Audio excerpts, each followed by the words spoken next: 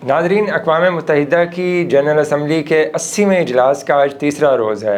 New York में इस वक्त अब से कुछ देर पहले वज़ीर आज़म पाकिस्तान के वज़ीर आज़म शहबाज शरीफ ने ख़ताब किया है और इससे कबल इसराइली वज़ीर आज़म नेतन्याहू के ख़ताब के दौरान एक बहुत बड़ा बाइकआउट जो है वो देखने में आया है।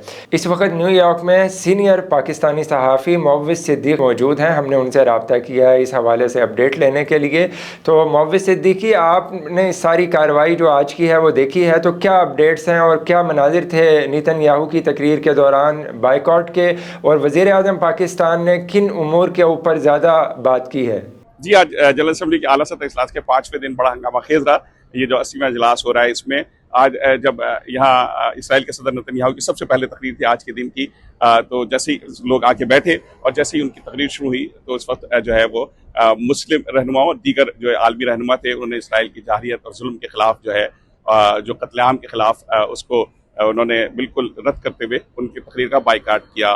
बड़ी तादाद में लोग निकले, अगरचे कि उनके हामी जो वहाँ बैठे हुए थे, जो जनरल इसमें स्टैंड में बैठते हैं, वो क्लैपिंग करते रहे, लेकिन जो है आलमी रहनुमा जो है वो वहाँ से निकल गया और खाली हाल रहा। और उन्होंने उस मौके पर जो है वो यकीनन अगर दोबारा झूठ का सहारा लेते हुए सारा जो मलबा है वो गाजा के लोगों पर डाला और यहाँ तक कह दिया कि 95% लोग जो है वो पूरी दुनिया में मौजूद यहूदियों को कत्ल करना चाहते हैं। तो एक झूठ का जो उन्होंने सिलसिला शुरू किया था, उस झूठ के को इस सिलसिले को जारी रखा उन्होंने। और जो है वो लेकिन किसी भी की बात पर जारी बात है कि जिस तरीके से उनके हवाले से बातें चल रही हैं, वो जो है यकीनन उनको एहसास हुआ हो कि आज वो तन्हा है। उन्होंने बहरहाल एक गेम भी किया इस तकरीर में, जब उन्होंने कहा कि हमने मुस्लिम ममालिक की मदद से जो हिजबुल्लाह को ख़त्म किया। ये कहाँ तक हकीकत है, लेकिन उन्होंने एक चीज़ फेंकी है दुनिया के सामने।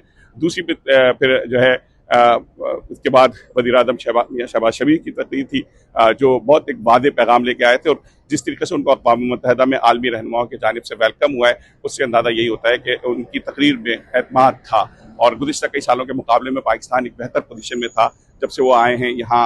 आलमी रहनुमा बड़े अच्छे तरीके से मिल रहे हैं, ख़ासतौर पर तैयब उर्दुगान तो उनके ख़ानदान या भाई की तरह समझे जाते हैं। तो वो उनसे भी मुलाकात रही और सदर डोनाल्ड ट्रंप से भी मुलाकात रही, जिसमें पाकिस्तान को बहुत अहमियत दी गई। तो इस हवाले से उनकी तकरीर भी एक मजबूत तकरीर थी, एक जो मरबूत तकरीर थी, जिसमें उन्होंने कुरानी आयात से शुरू किया और उसके बाद उन्होंने इंडिया के एग्रेशन का जिक्र किया कि एक फास्ट फ्लैग के बाद इंडिया ने किस तरीके से पाकिस्तान पे हमला किया और पाकिस्तान ने किस तरह जवाब दिया। उन्होंने दुनिया को फिर बताया कि किस तरह हमने उनके साथ जहाज गिराया और मामला मजीद बढ़ सकता था। इस मामले में अमेरिका ने इंटरफेयर किया और फिर अमेरिका ने जो खत्ते में खतरनाक जंग को बचाते हुए अमन जो है वो के लिए काम किया और यही वजह है कि हमने उनको अभी नॉमिनेट किया। ये बात जो है वज़ीर आज़म शहबाज शरीफ ने कही और उन्होंने उनका शुक्रिया भी किया। इसके अलावा उन्होंने अफगानिस्तान को भी वादे पैगाम दिया है और अफगानिस्तान को कहा है कि वो हमारे भाई हैं, लेकिन उनकी सरजमीन जो है फितरल खवारिज के लिए इस्तेमाल हो रही है, इंडियन स्पॉन्सर टेररिस्ट के लिए इस्तेमाल हो रही है, जिन्होंने बहुत ही भयानक जराइम किए हैं पाकिस्तान में, ये उनका कहना था।